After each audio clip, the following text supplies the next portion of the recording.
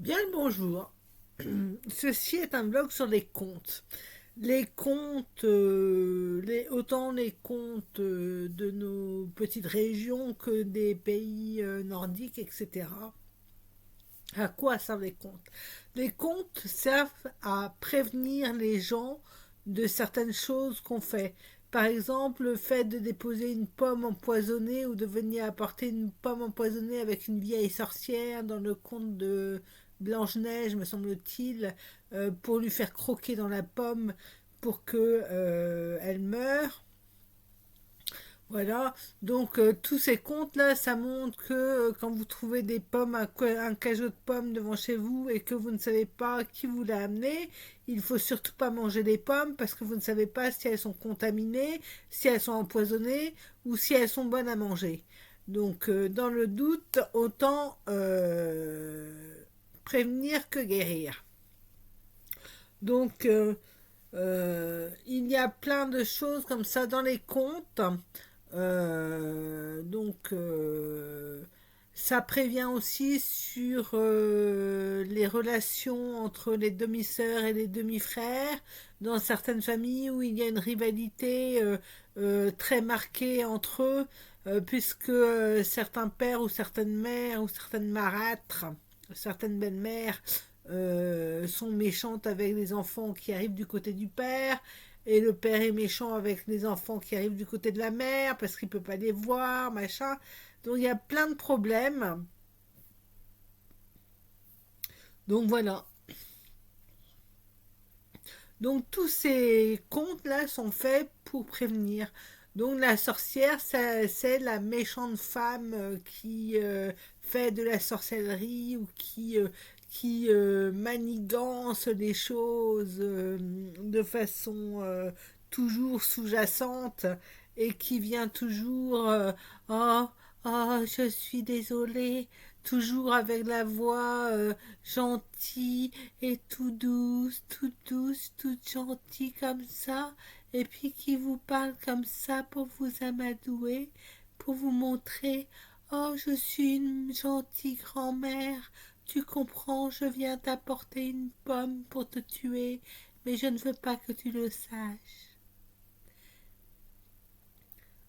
Donc, donc là, en fait, pour vous montrer que là, il y avait préméditation de meurtre, tentative de meurtre, et cela à visage découvert dans Blanche-Neige, me semble-t-il. Après, il y a bien d'autres messages qui se font passer par rapport à l'amour et tout ça, etc. Par rapport, comme dans comment...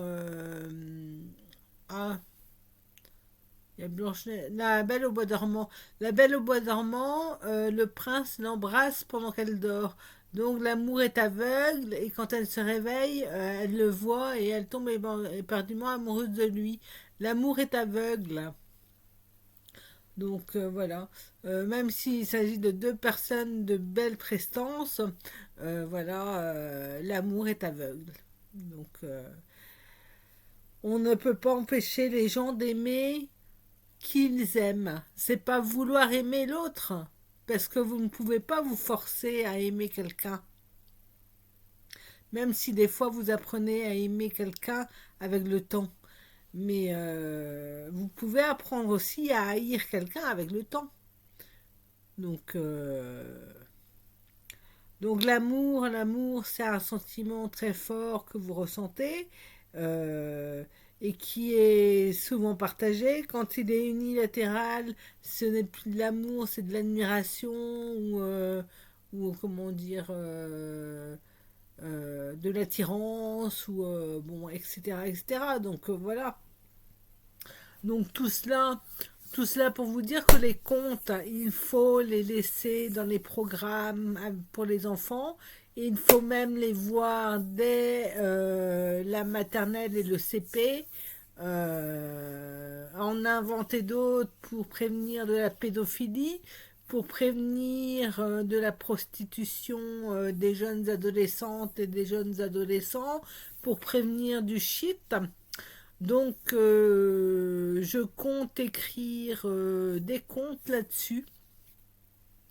Donc je ne sais pas comment ce sera perçu, je ne sais pas encore exactement ce que je vais mettre dedans, mais je compte écrire des contes là-dessus et des contes urbains. Voilà, je les appellerai comme ça, les contes urbains.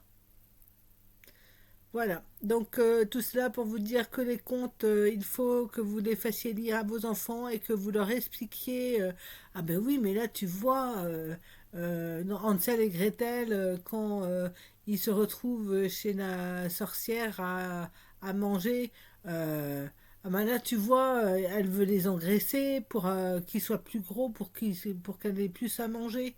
Donc là, avant, il y avait ce problème aussi des ogres et des ogresses qui mangeaient les enfants, bien dodus. Euh, donc il y avait le problème de cannibalisme. Et si on en parle tant dans les chansons, etc., c'est que c'était assez présent, même si c'est pas quelque chose dont on aime parler. Donc il y a certaines chansons qui parlent de ça. Euh,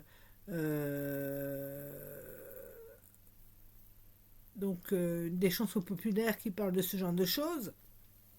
Et si on parle de ce genre de choses, c'est pour mettre en garde. Comme les contes, les chansons populaires, c'était une mise en garde de certaines choses. Maintenant, on met plus en garde les gens. On chante des chansons d'amour, on chante des chansons de rupture, etc.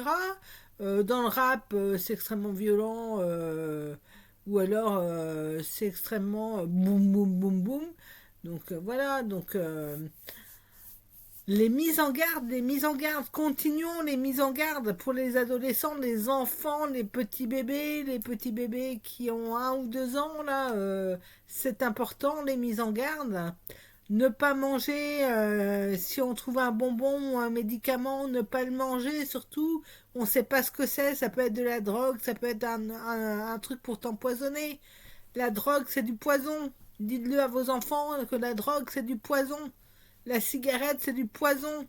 L'alcool, c'est du poison. Voilà. Donc, je sais que certains d'entre vous ne seront pas d'accord avec moi et je suis consciente que tout le monde ne fume pas, ne boit pas et ne se drogue pas. Mais sachez quand même, si vous vous droguez, que vous buvez et que vous fumez en plus, sachez que j'espère pour vous que vous n'aurez jamais affaire à vos enfants plus tard si eux ont la démarche inverse. Surtout si vous devenez une loque. Je le dis franchement, si vous devenez une loque, hein, donc ou une éponge à alcool, on peut pas dire à ça autre chose. Moi, je suis une éponge à bruit. Les bruits que j'entends, moi, me perturbent, m'attirent, me titillent. Et j'adore les bruits, j'adore. Mais je suis pas addict non plus. Voilà. Donc, mes addictions, c'est le chocolat. Et quand je dis chocolat, c'est pas le chocolat qu'on trouve en Espagne. Quand vous demandez Quiero chocolate, je veux du chocolat à certaines personnes qui sont dans la rue. Si vous voyez ce que je veux dire. En gros, en Espagne, si vous demandez du chocolaté à un dealer, il va vous ramener du shit. Donc voilà. Donc c'est la dure loi du vocabulaire insidieux. Moi, j'aime le chocolat, mais le chocolat du cacao, n'est-ce pas? Le shit, c'est non. La drogue, c'est non. L'alcool, c'est non. Et la cigarette, c'est non. Voilà. Et ceux qui sont pas contents, c'est le même prix. Voilà, voilà. Donc les contes et les chansons populaires ont leur place à tenir dans notre vie quotidienne. Ne l'oublions pas.